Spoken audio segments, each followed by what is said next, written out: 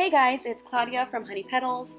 Join me as I show you how to make a quick and easy rustic centerpiece for any occasion. Let's get started! For this arrangement, I chose blush roses, but you can choose any color of your liking. And for the greenery, I chose Gunny Eucalyptus because it's complementary to the roses. And since we're doing the rustic theme, what better way to do it than with a tin bucket? Just don't forget the liner.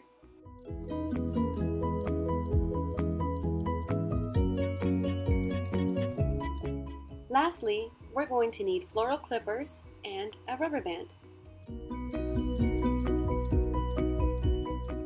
We will need to remove the foliage from the rose stems because we don't want our water to get moldy quick.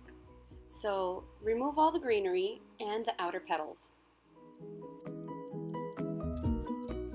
Make sure you repeat the same process for the foliage too. Now that our stems are clean, we assemble the roses around a single stem, creating a mini bouquet.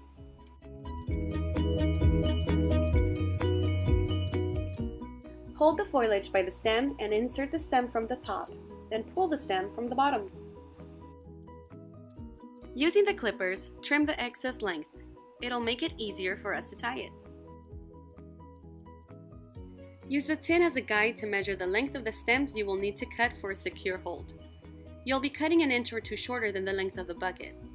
Add water and place the bouquet in. The flowers should lay flat across the opening. Feel free to experiment with different styles of vessels. Happy arranging!